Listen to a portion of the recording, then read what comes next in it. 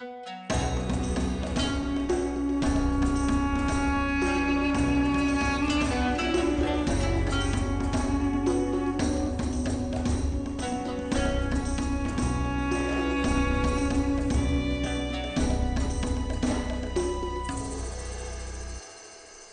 gamers, this is Liz Davidson from Beyond Solitaire, and today I'm going to be reviewing a tower defense game called Skytear Horde. And this one is designed by Riccardo and Giacomo Neri. Alright, so here's Skytear Horde. It's all set up for play, and this is a tower defense game in which you are working hard to defend your castle, to deal with whatever's spewing out of this portal, and ultimately to defeat the outsider, who is basically the one who's leading this army of nasty monsters that's coming at you. So you win this game by working your way to the second portal level. There's multiple levels of portal, but you at least need to get to level 2. That makes the outsider come out. And then you need to defeat the outsider once. He'll go up to level 2. He'll come back at you, and you have to beat him a second time. And then once you've beat that outsider on level 2, then you beat the game.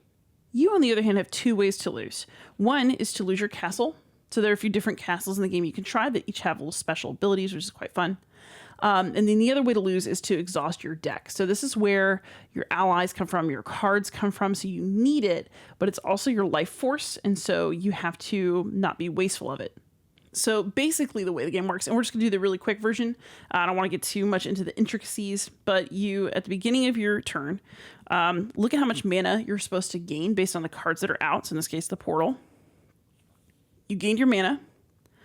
There's a phase where the Horde cards are summoned, and so the number of cards that comes out depends on the portal. So the portal is going to rotate every turn, and the number of bad cards that comes to the deck is going to change depending on the number that's listed on the top of the portal. So as monsters come out, there could be monsters in here, there could be spells, there can be little attachments and effects, but as monsters come out, they are going to go into these lanes, and they are 6 across. We are going to put our ally cards in the lanes beneath, and basically if there's a monster and an ally across from each other, they'll fight. And then if there is an ally but no monster, then that damage goes through to the portal. If there's a monster but no ally, the monster's damage goes through to the castle. So you want to be sure that you're paying attention to where those Horde cards come out. So basically, you'll bring out some Horde cards. Then you're going to have an alliance phase where your starting hand is 5 cards, and you're going to play them in the best way possible. And you need to spend mana to match those costs on the cards. But basically with these cards, you're going to be able to play your own allies. There's going to be spells and attachments that you can use to buffer your allies. And you can also choose to do things like bring these minions down, which we're going to talk about. So the minions never directly confront you unless you pull them in. They hang out here in a place called the back line. But if you ignore them, they get really nasty really quickly. So you want to defeat those minions repeatedly. There are abilities on your cards that you're able to use. You can move your allies around between lanes. You can discard ally cards. So basically that alliance phase is for you to do everything you need to do. Then there's going to be a treachery phase, which is where you draw a card off of the deck and you look for the symbols that are on the right or the left. And then for any treachery results, which have a lightning bolt next to them. After that, you're going to have an actual fight phase where your enemy monsters and your allies fight back and forth. And so you handle who took damage, who died, whose portals or castles got hit, and all of that. Then this is where the minions come in. So after you've done all the fighting, the minions are going to come and they're going to pillage your deck. So if you didn't bring them down and engage them and you just let them hang out, they're going to pillage from your deck based on how much HP they have. So the reason you want to keep defeating them is because there's going to be cards that keep adding HP to them.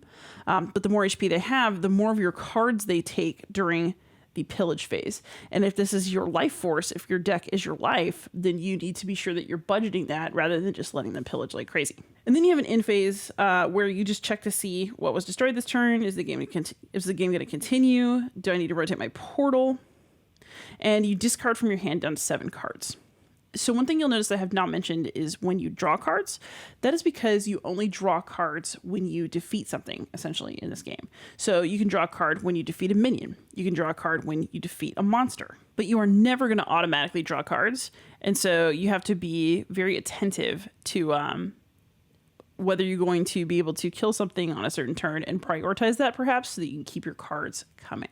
So the other thing that's kind of interesting about this particular game is that it's got a lot of variability. So this is one set of monsters that is shuffled in with some common cards. This is like the Renegade set. There are other monster sets that you can try with different difficulty levels. There are also multiple colors of sort of faction decks that you can have. So I have just the base box with red, blue, and green. So those are basically like pre-made decks, but you can also do deck construction with this game and kind of do a bit of mixing and matching. So your monster decks are somewhat customizable. There are multiple different difficulty levels that you can work with. And then on top of that, your player decks are also customizable, and you can choose to construct your own decks. There's some limitations on like how many types of cards you can have in the deck and, a few parameters like that. But, if you have a whole bunch of these cards, you can spend a lot of time experimenting with what works the best. And you're going to want to do that as you start dealing with more difficult monster sets. So that is a quick, basic overview of Skytear Horde. Let's go ahead and have some final thoughts. All right, so now for some final thoughts. I will tell you that this is ultimately going to be a positive review, so much so that I put my own money on the GameFound campaign that's going to end in just a couple days. And so this review is like kind of my expression of that decision-making process. So feel free to join me as I justify spending my money to myself. But let's just do the basic pros and cons first. So pros. I think this is a really interesting tower defense game. I like Skytear Horde a lot. I think the lanes are really interesting. I think the minions are really interesting. I like the portal. I really enjoy having to balance your deck as resources. And I like being able to rearrange the cards that are in my lanes in order to mount a defense that's a little bit more tailor-made to respond to whatever's coming out of the Horde deck. So I like just the gameplay in general. And then beneath that, I really, really love that they have started to build in some very good card synergies. So I like the different abilities that are on the cards. I like that I have a lot of choice about how to activate them. So what order do I do it in? And, I can rearrange everybody and then I can do things the way I really want it done. There's a lot of choice in there, and there's nothing that pleases me more than like a really snappy card play or like chaining a whole bunch of different effects and powers to get me where I wanted to go and have a massive play. And this game has the potential for that if you are building your deck right. And it's very, very fun in that regard. So I'm really, really happy with like what it's promising me. It does also have some cons. So the rulebook is already a little bit notorious because there are some ambiguities in it. There's some errata online. I didn't think it was too bad, but be aware that they put out for a first printing of this. They got some feedback about the rule book. They clearly heard it, which is why I'm not overly concerned about it at this point. There are also some issues with the game in the sense that because you don't routinely draw cards, you can get in a little bit of a death spiral, because if you're only drawing one card at a time and it's never the card that you want, or you're having a hard time defeating the enemies and minions that you would need to defeat in order to draw the card, then it can really feel like you're just getting choked out, and it can be very frustrating. At the same time, part of the joy of deck construction is trying to build a deck that's going to go off correctly, and you do get to mulligan your first hand to make sure it's got some starting stuff you can work with. So, most of the time you don't end up in that worst case scenario where you're just getting choked out by the game. It does happen sometimes. If that really frustrates you, then this game will frustrate you. And the other thing is that, people compare this game, in some of the buzz, at least from the publisher, to things like Hearthstone or Magic the Gathering. I do see that connection. I really, if you want cards with interesting abilities on them and interesting mana costs and you're arranging them in different ways, I like that this is a tower defense kind of version of that. But I will also tell you that it feels very generic. So if you're interested in some sort of fantasy world that you really care about and who what all the lore is and who all the different factions are, this is not your game. I'm in this for the crunch. And so far, I do believe it's going to offer me that. But this is also where I'm taking a risk on this game. I enjoy this gameplay a lot. I see so much potential in the game. All I have right now is a base box that they sent me, and it's just not enough. I can see the potential for interesting deck construction. I can see the joy of different factions and of different monsters and, different Horde deck combos and different portals and different outsiders. But I currently do not have enough cards for this to be the game it needs to be. So This is very much an all-in or all-out thing. I'm at a point where I can either invest more in this game and hope that that's going to pay off, or I can just put it on the trade pile and move on with my life, because it's not enough just to have a base box. So if you don't want to commit to another large game to get the card variety that you need for this to really shine, or at least that's what I believe is going to happen, then I think that you should just walk right now. Do not just get the base box and hope for the best.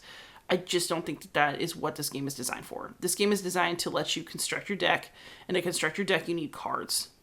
There's just no way around it. I am investing in what I believe is the potential of this game. I think I'm going to really be glad I did it in the end. And if I'm not, well, I guess I'll just trade it and give you another review in a year. But this is definitely one of those games that if you're going to get the most out of it, you're going to have to commit.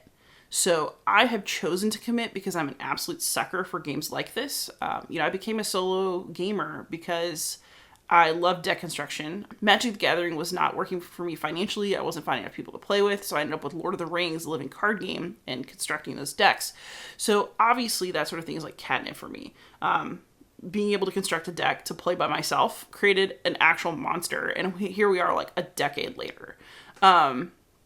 So for me, this choice is very in character. I would say that if you are not sure, or if you're just trying to talk yourself into it, they really are trying to give you the FOMO on this one, but there are other things that you can construct. I haven't tried it, but I've heard that like the Ashes card game is really good for that, and it seems more readily available. This campaign is being pushed very much as like, oh, we need you to make this, and this is a one-time thing. First of all, you could probably get it in trade from all the people who took a gamble and didn't like it. Maybe me in a year. But hopefully not. But also, I just, your gut will tell you whether you want the game or not. Like, I realized I really wanted it. And, I keep aside a game budget specifically to put into games for my channel. And so I went for it. I think it's going to pay off. I'm really excited. But what you have now is something that is potentially too limited. So what I'm doing is I'm putting my money on a brighter future for this game. So that's where I'm at with Skytear Horde. Obviously, I really love it. I see its potential. I have not been able to fully realize that potential on my table with the resources that I have. So here's hoping for the best, everybody. So even we reviewers sit around having to make these tough decisions about games, and there was one of mine this year. So thank you so much for watching. Please like, subscribe, comment, give on Patreon if you're feeling generous, and most of all, happy gaming.